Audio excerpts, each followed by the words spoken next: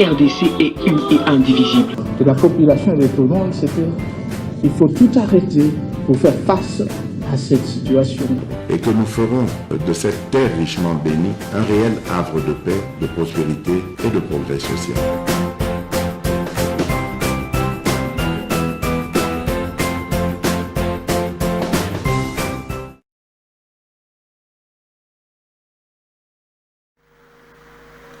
Je me lève le matin, il y a des jours comme ça, envie d'embrasser l'inconnu. J'ai lancé un appel, même le météo m'a répondu. Ça, c'est Pascal Lokwakanza. Merci, mesdames et dames. Dimanche malamo, le loi est dimanche. Le loi n'a pas tourné. Vraiment, allez-y comprendre. Togoyib Sakabino un jour, pourquoi tu allez la boyer. Merci, Mengina Bandeko Bazali, comme la biso partout à travers le monde. Merci. Naba inquiétude nabino sur l'actualité, président Médard, qu'est-ce qui se passe, toujours information, oui, nalobaka toujours même naba tozana bango awake, tokomi na responsabilité makasi na oitali mayamboka parti ya Katumbi poto donc na poto awa tozoloba awa Bitumba Kona, faut-il donner raison na Jatindala Oyalobaki que le parti n'est pas géré, c'est Moando Christian, le tout-puissant na parti wana qui dicte des mots. Il paraît même que même Salomon Zouagimukatonaye très compliqué. Le bilou on ne comprend absolument rien. C'est parti des Katumbi qui ne supportent pas des Kassaïens. Mais pourquoi le Kassaïen a un problème avec Katumbi? Parce que si je me souviens dans le passé, dans l'histoire, il y a Kabasele. Est-ce qu'on doit nous expliquer pourquoi? Bokoye Bango, dans l'émission, il y a Mokolo, il y a Alelo, Tokobeta, Masolope, pour retenir que porte-parole, il y a Kala, il y a Bisso, il y a la police, Pierrot Mwanamputu, Pona Baoyo Ba Yebi, Pierrot Mwanamputu, Ezali na regret, il y a Koyeba que Pierrot Mwanamputu, Azali Susuda, Bomoïté, je me souviens, moi personnellement, mon Koloba Kanga Kibiso, pour ngai bakanga kangai na ba makambo ya lubilu nono tuzalaki nango ya kabila na zomukato donc balingi babo mangate donc fulufulu bimangai nalanda na poko boy na yoka Pierrot mwana poto kolobaki non. Nous avons réussi à maîtriser les inciviques, les fauteurs de troubles. Donc Azal Sonabo Moïté Pesanga photo Pierrot Mwanamputu porte-parole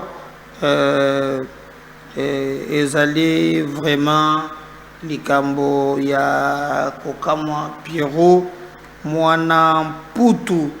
Alors Augustin Kabuya Bokolanda ye na émission Oyo tope émission ezali koya azali ko fixer bateau sur le retard qu'a connu les sorties à gouvernement. Mais je vais vous dire, les commissionnaires du visionnaire adjoint Pierrot Mwanamputu, ancien porte-parole de la police nationale congolaise PNC, est décédé dans la nuit du vendredi à samedi 11 mai aux cliniques Saint-Luc de Bruxelles en Belgique suite des maladies. La nouvelle est confirmée par les sources policières.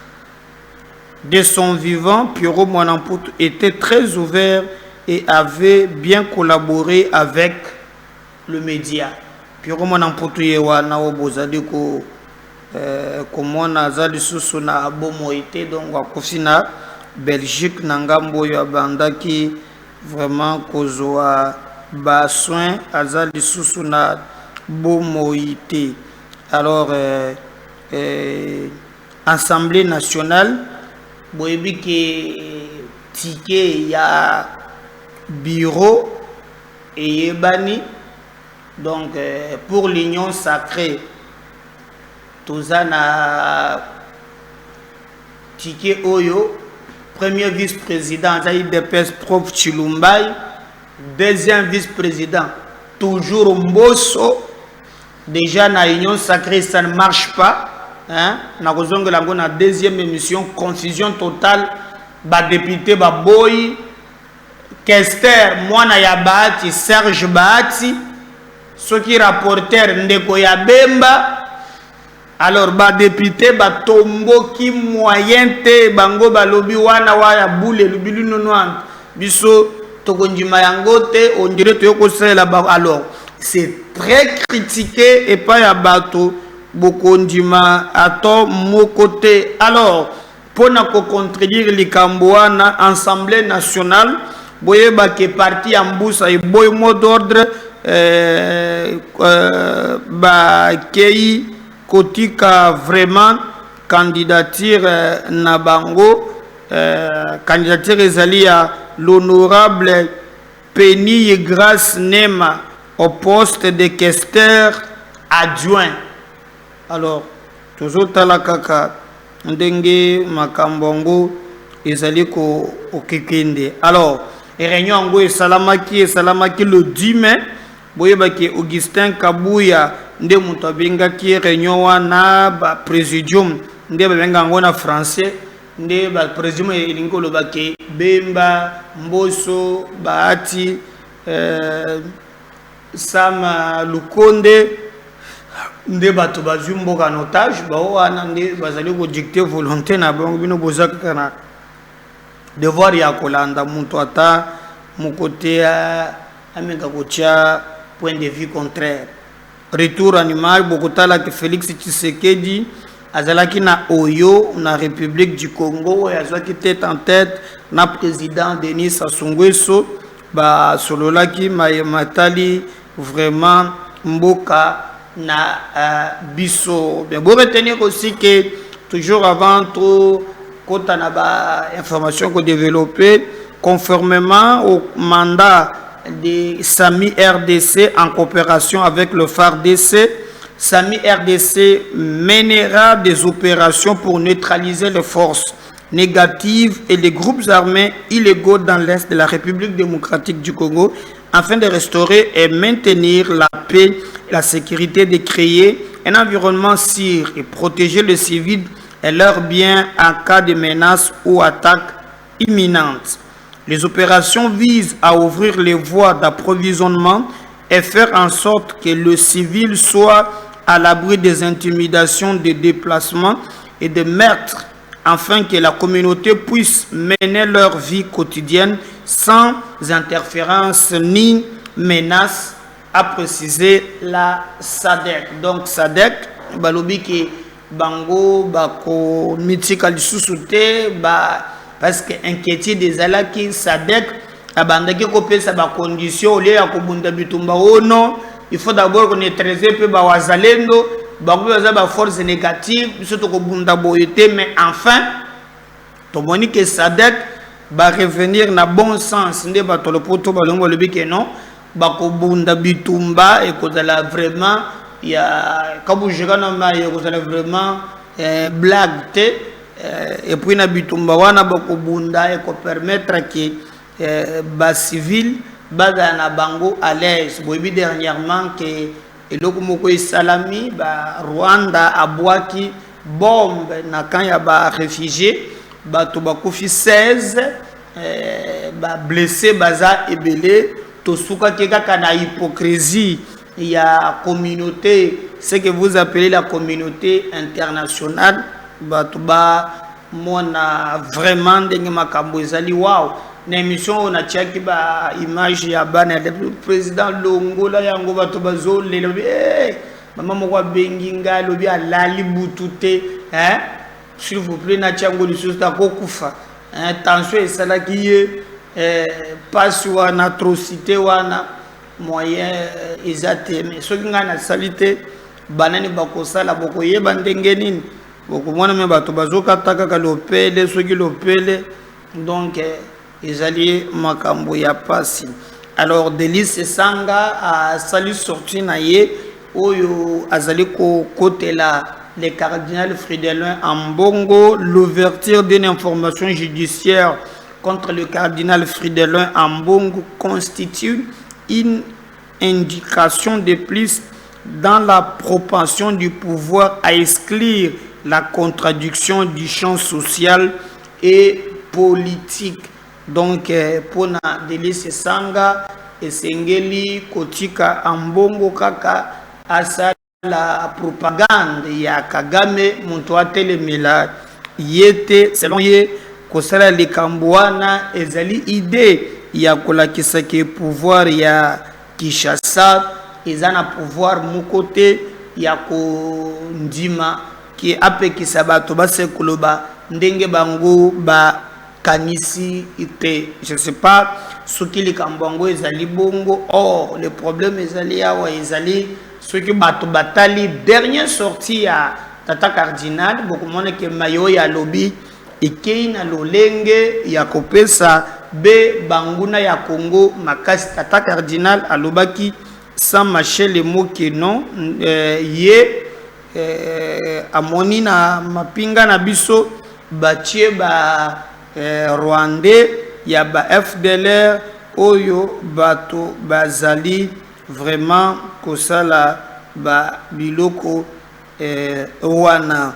Goma, prévu pour ce samedi la cérémonie d'inhumation des victimes des bombardements reportée au dimanche. Donc ekozala lelo bandeko oyo bakufaki na nzela ya ba bombe oyo Kagame abomi ezalaki prévu ba kunda bango le lobby.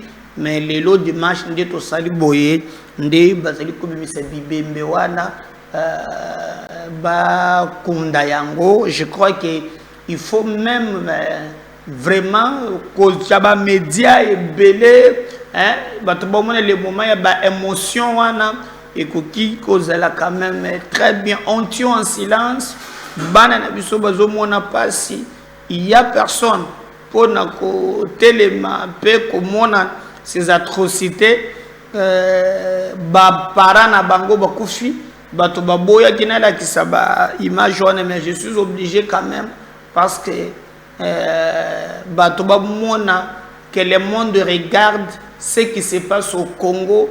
Je vais vraiment m'exprimer en français, peut-être que cet extrait botine de ce que vous appelez la communauté internationale. On va enterrer le parent de ces orphelins aujourd'hui dimanche à Goma en République démocratique du Congo. Ces génocidaires de Kagame qui continuent à massacrer leurs parents. Mais regardez les conditions infrahumaines dont ces enfants sont en train de vivre. C'est grave et c'est inadmissible. Ces anges de Dieu qui n'ont rien fait, regardez les sorts. Oh, ils ont traité Bango, les sorts leur réservés par la communauté internationale qui finance indirectement Kagame et nous avons le résultat. C'est insupportable. Mais la justice de Dieu, il y en a comme disait Chancel Bemba. Donc ses parents, par cause de la inhumés aujourd'hui, dimanche, na Goma, capitale de la République démocratique du Congo, Kagame payera le prix de ces massacres tôt ou tard. Ces anges qui n'ont rien fait, je me pose la question si ces enfants méritent ça. Le bon Dieu vengera ses enfants. Merci. Tozongela na sujet oyo sengeli tobete na bino lisolo bandeko na ngai.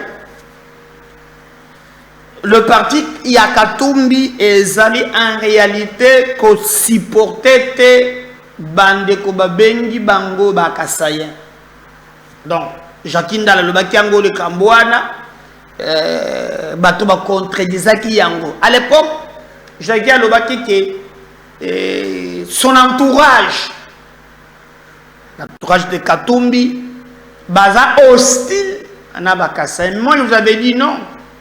Lorsque vous interrogez l'histoire, vous comprenez que ce n'est pas l'entourage.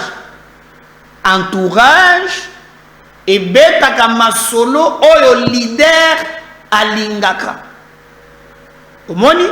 Parce que lorsqu'on a des collaborateurs, il y a des fois même des blagues, il y a Mickey. Donc, si on a notre entourage, bayebi oyo mokonzi na bango akanisaka na oyo alingaka. Au moins même à Félix, il est mal entouré. Non. Il y a mon tolingi ba collaborateur wana.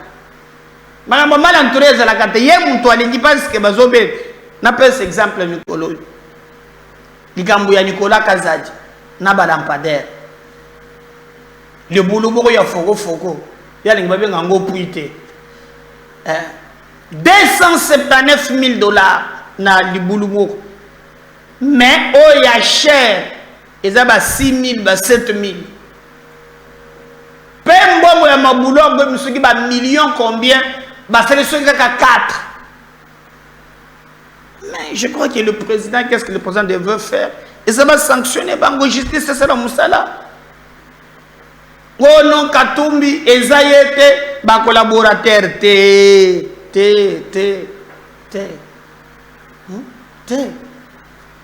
Jackie a dit, Bangonde bato balingi bakasayente pour dire que non Katumbi alingi bakasaye alors que na sorti na ye moko il a dit clairement sans mâcher les mots que le Taliban, quand on fait le Taliban, il fait allusion à bakasayente, la plupart na ba combattants IDPS et bras droit na ye c'est Mondo Simba. Alors ça brille na degré moko ya kosakanate. Alors Jakinda la du courage kolobake Katumbi azana leadership faible. Katumbi akoka ko gérer parti parti exagéré na batomi balé mwando côté à politique koloba na ko ganga na ko menacer ya mi balé kamita tout pour Katumbi akomakate kamita to ko melakaye. De batu mibale wana nde batu oyo baza penza vraiment na dossier oyo ezali en place. Et mutuali boso oyo a répondaka na dossier wana ezalaka Jakindala pe ye a eu courage. Et quand Jackie a dit ndeko moko Francis Kalongo Abima, c'est quoi cette année? Côté Zalaki, Mbalaboko attaqué Jackie. Wo, yo Jackie Ndala. Okolongwa, mendenge nini oko sotake na parti, boye na boye. Yaka nisike yaza épargné. Alors que Jackie a le baki ke, kasaye nyons. O yaza na parti ya Katumbi yaza épargné te. Na pesa exemple. Safu na mukiba safu azawa libanda no mukiba azawa na bologoto o dossier ne paye ba nakate ba osambisa ye ba sambisa kayete personne en parle a commis na boloko kuna je sais pas ce qui ezandengeni eza passe ya mukete passe donc et le voilà aujourd'hui. C'est le tour maintenant de Francis Kalongo. C'est la même information. Tango va suspendre Francis Kalongo. Batuna bango balobi bamoni Francis Kalongo a commis en contact na INC ya Vital Kamerhe. D'accord, mais sa photo moko Francis a cravate ya rouge ya INC. Bafande balobi o bazana d'information que Kalombo azali en contact permanent na Vital Kamerhe. Moi je me suis posé la question. Mais ce qui est ça Vital Kamerhe, il a travaillé avec Francis à l'époque. D'ailleurs, c'est Francis Kalombo Montonomaka dans ce Vital qui avait nommé Francis la Ligue des Jeunes. Pire petit naïe. Bon, boge soko kona bozulu bilu nonante. So makambo isali passe. Alors, soki boboni ke mukato eleki Katumbi pazo libéré sous l'arte. Chita sima, Francis Zaga moko la politique est dynamique. Si c'est vrai dans ce sens-là. Dans d'autres termes, Balobiye, Francis Kalombo a été suspendu na Dieudonné Bolengentenge, wazali secrétaire général na Bango. Et loko nini azali ko reprocher Francis Kalombo na Tchela Kibino les Cambouana interview wana Francis alobaki ya yebi na yete motif oyo ba salaki ke ba suspendre ye. La logique voulait que ceux qui bazo reprocher l'ikam oya sali ba bengiye ba sambisiye nde balekisi bango na oyo bengi confrontation afin que yepe appelle ça ba élément na ye mais koleka kaka mbala moko na suspension sans koyoka ye ya mone on dirait eza makambo oyo Jacques Ndala alobaki ke ezali bazali ko poursuivre ba Kassayen. La fois passée alingaki asala semblant pour te défendre yango et le bidu 90 et rattraper ye moyen ya ko place ça na banza ezate. Alors il a dit qu'il avait accepté mais en manque ya considération, manque ya respect. Pourquoi? Parce que yé aye ko adhérer na parti wana te. Francis Kalombo azali fondateur, hein, parmi les cofondateurs il y a parti Francis Kalombo azali. Alors bien comment Bolengentenge yé akoya abanda ko bete lubilu 90. Alors makambo na bango ezali penza compliqué et Francis dit ezali penza humiliation oyo basaleli. Alors ma question ba betiye mukatu lubilu 90 frana ni Jacques Ndala mukatu lubilu 90 na nyonso na katumbi ayebika te yezaka Bolengentenge mutu azosala. Je sais pas makambo na bango na kokota te mais comme le combat atteint niveau moko mystique. Alors à son tour Francis Kalombo à tenir maintenant matinée politique. Alors, na matinée politique wana aye ko répondre secrétaire général. Or, ce qui makambo ezalelaki, il pouvait le faire d'abord en huis clos, c'est régler en interne. Je donne raison à Jacques Ndala. C'est quelques émissions il y a Lubaki. Beaucoup comprendre qu'il avait totalement raison quand Francis, parce que Francis Kalombo a l'endroit Olivier Kamitat pour attaquer Jacques Ndala. Tu vois, mais Jacques Ndala Lubaki, comme Ezalaki Jacques, il est Francis pour défendre. Maintenant, il y a Zumu Katrubilu, il y a un second, il y a commis Kozonga pour tenir un point de presse alors que Jacques Lubaki Makambo Oyo.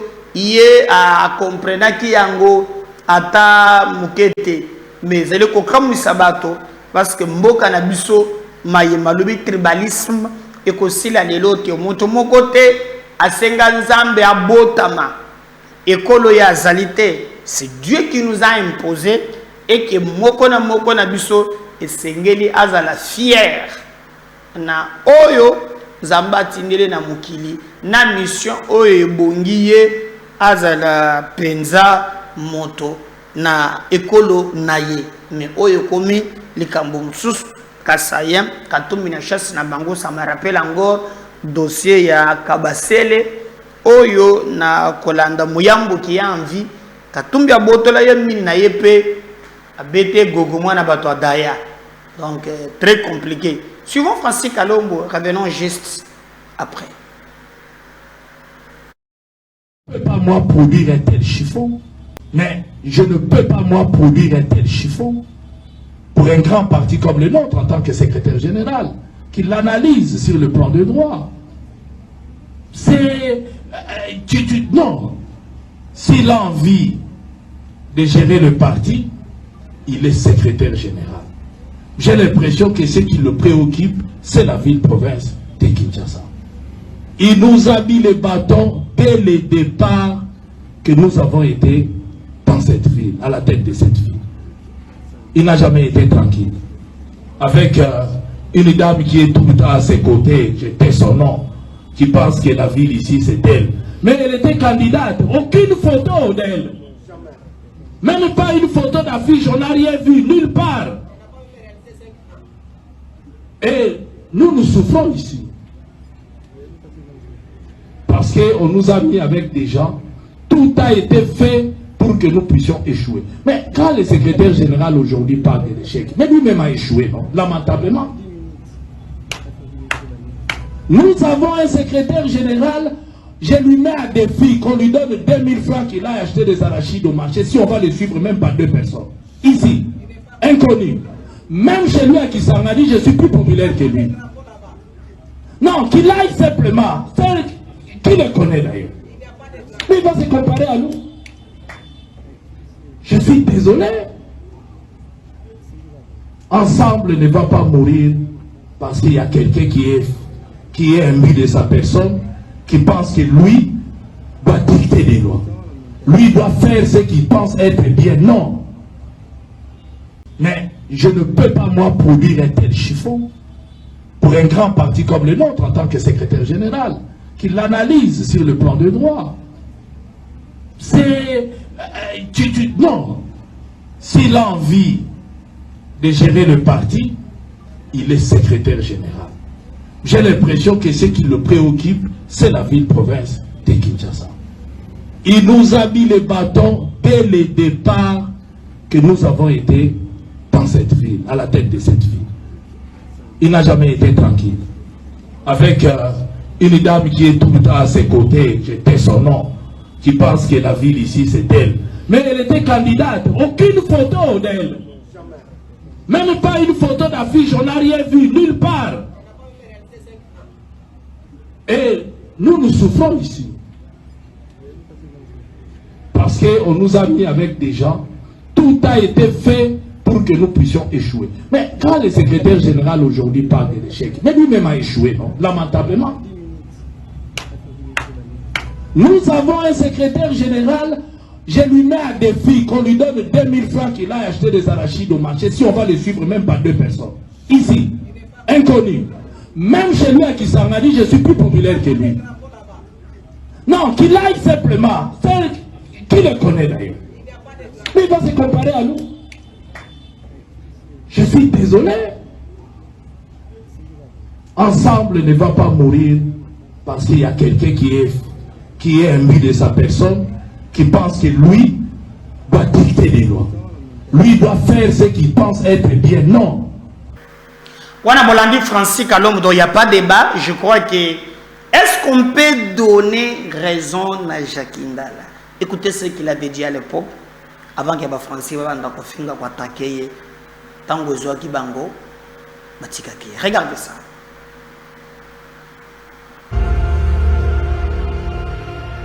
Si ici on peut établir lors des assises de réconciliation nationale que Kabila était un Rwandais, qu'on le lui dise en face, rentrez chez vous. Si Kabila n'est pas Rwandais, il peut nous prouver qu'il est le fils de M. Kabila. Tout ça, Etienne Tshisekedi n'a pas été tué, il a été assassiné. Il y avait un complot, Babel, Jamindele, Babomara, Etienne Tshisekedi. N'a compensé à Congolais. J'ai des problèmes avec les proches Katangé de Katumbi. Les proches Katangé, voilà.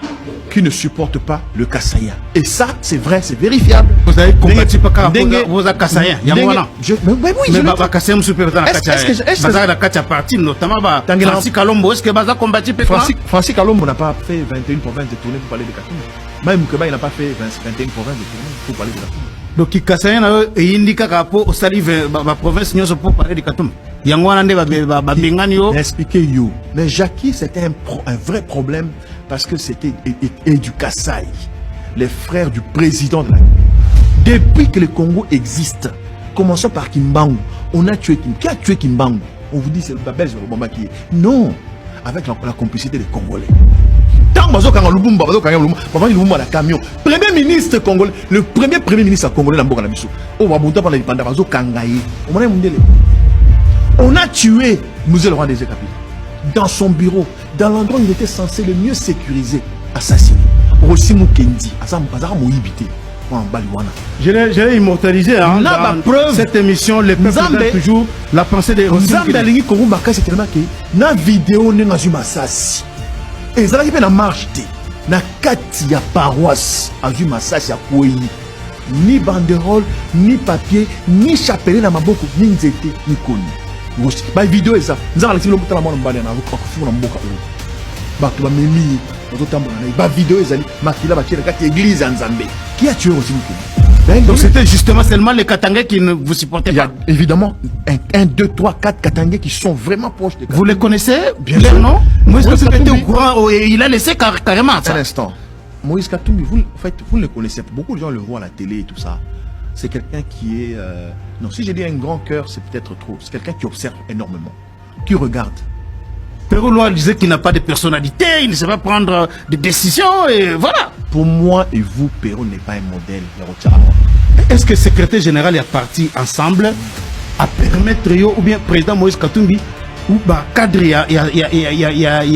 a parti le rôle là-bas Christian Mondo bangonyo sona va permettre pour aucun ça mouvement wana mutu pena leader le rôle engagé libre d'esprit là il y a le secrétaire général là il y a le Christian Mondo songa ça elo ata président Katumbi ou informé était pour la ligne le jour où on a lobby qui n'a parti au Boza pour privilégier du lot comme moi des autres Boza au sala la liste ya ba ndeko na bino bamba na bino balek na bino pour campagne Boza au tiaba combo ya bato azame même pas quand même pas pour réunir 50 personnes Bozo est le président Moïse Katumbi Christian Mondo yozo kanisa yo faut sala boyo sala boyo faut to sala bongo tiamu sala na hote sala musala na ba tirer ça boyo j'étais suspendu il y a débat hein, patriote sur ce que nous devons être. Nakad y a réveil, na prise de conscience. Nakad y ensemble aucun de malin mouté parce que ensemble, à la vision politique naïe. Audio on est fuita wana. Yozo solo na ba kase musolo ba. Ozo trahir Moïse Katumbi. Vous ne voyez pas que à cause ya ba makambo wana nde ba benga au traître nakad ensemble. Nous devons nous arrêter. Un dialogue. Donc vous êtes soutenez l'initiative de dialogue prônée par Bukundowa, Fayoulou et tous les autres leaders là. Vous soutenez ça? Le président Tshisekedi est là. Il est mon président. Asa président Moïse Katumbi, Asa président Martin Fayoulou, Asa président et candidat Mbongo. Mobutu est mort. Si le Mobutu est mort avec Kinshasa, na Congo, ça ne vous dit rien. Et tiens, c'est là où l'angoisse, Moukish. Et décédé en Belgique. Son corps a fait combien de temps en frigo? Combien de temps en frigo? Nous devons parler franchement. Nous devons nous dire des vérités en face. Qu'est-ce que nous sommes? Qu'est-ce que nous devons devenir demain? Voilà, je crois que Bolandi, moi je vais faire des commentaires, mais ça faut pas il y a ensemble. Positionné dans Makambo Zanine. Bitumba, lui se prépare à la guerre. Il ne parle pas, il est très méchant. Regarde ce qu'il prépare pour nous Bolengenten. Votal. Bitumbe bandinde penda bitumba so. Bitumba. Otondo le bataille zaki bala mike. La guerre est commencée, tout le monde est position.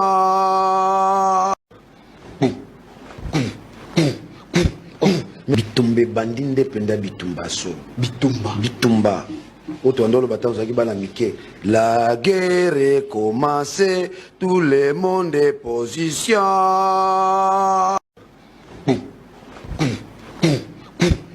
Bitumbe bandinde penda bitumba so. Bitumba. Otondo le bataille zaki bala mike. La guerre est commencée, tout le monde est position.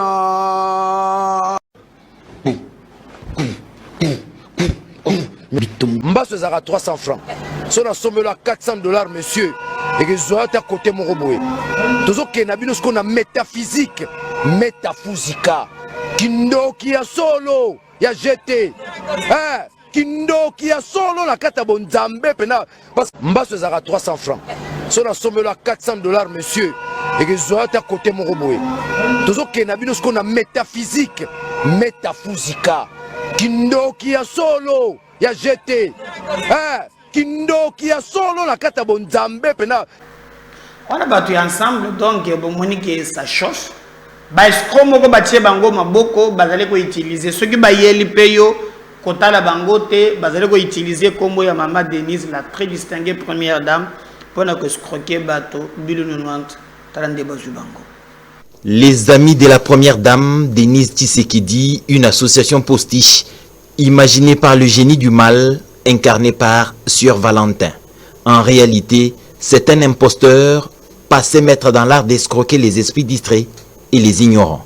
Valentin s'engraisse sur le dos de ces jeunes à la recherche de voies pour s'en sortir. Oui, je pense que nous sommes ici par rapport à notre arrestation. Je réponds au nom de M. Samba Lukombo Roger. Donc, j'ai été nommé par le président Valentin Béabitangela comme président provincial du Congo central. Et ma première rencontre avec M. Valentin, c'était à la fondation. Moi, je me suis rendu à la fondation pour aller déposer un courrier, un dossier d'une école qui devait bénéficier d'une réhabilitation au nom de la première dame. Et je me suis rencontré avec le président Valentin. Il m'a dit, en tout cas, nous aussi, nous travaillons à la fondation. Donc, ce que vous cherchez comme financement, étant que membre de la fondation, vous en aurez. Raison pour laquelle c'est ma premier contact avec ce monsieur.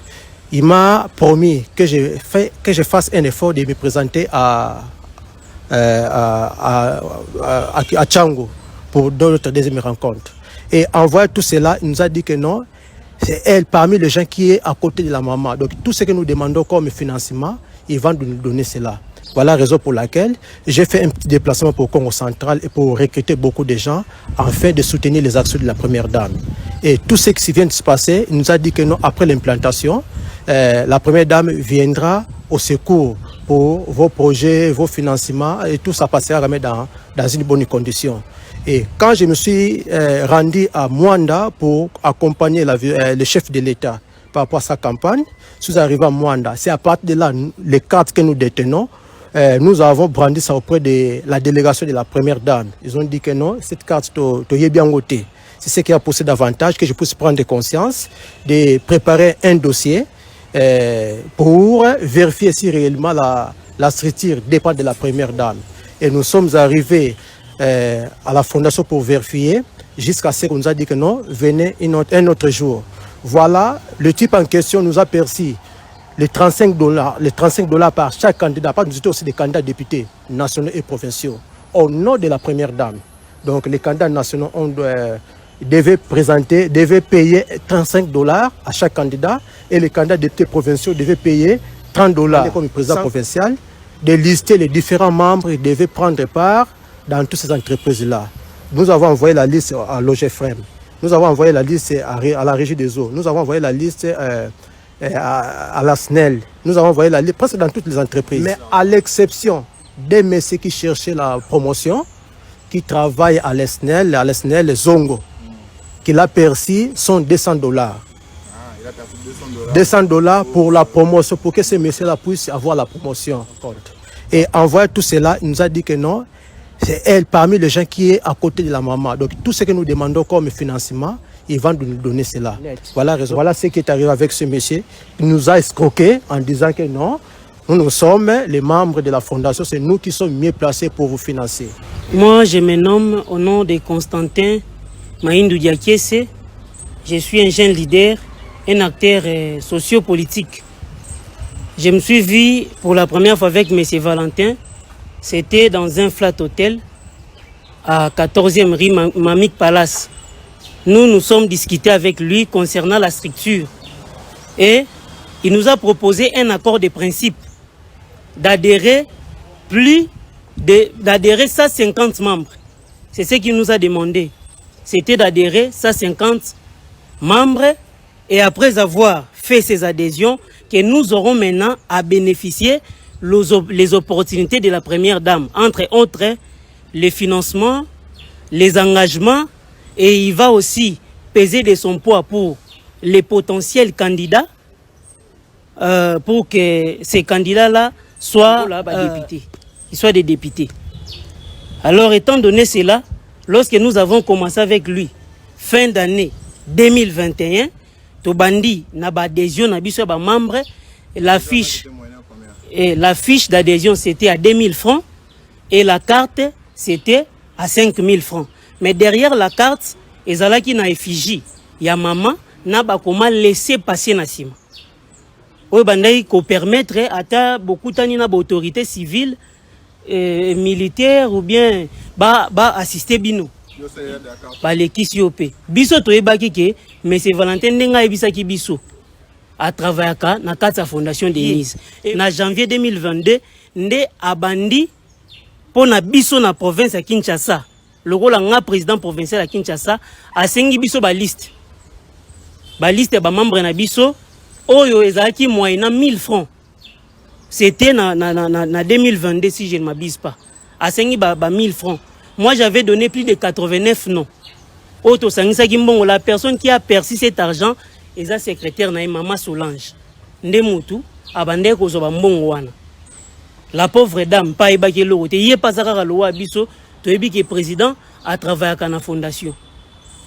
Pour ne pas me répéter, abandaki na biso projet à forage au ti lelo ezo créer ba menace.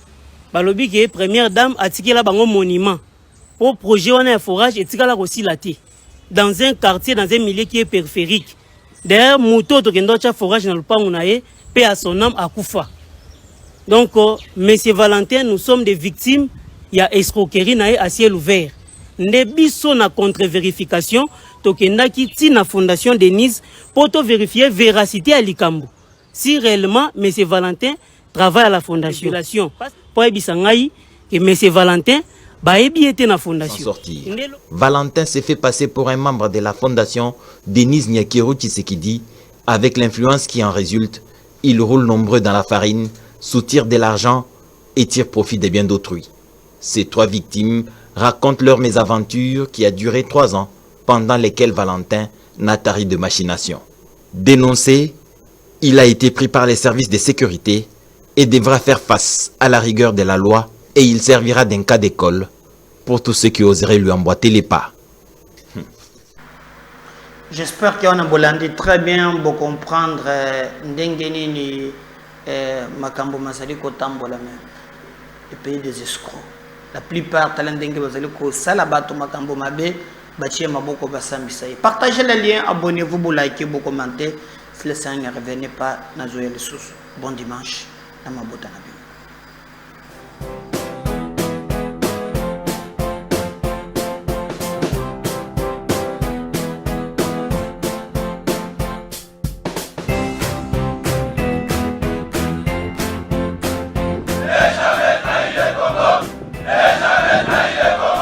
La RDC est une et indivisible. De la population et de tout le monde, c'est qu'il faut tout arrêter pour faire face à cette situation.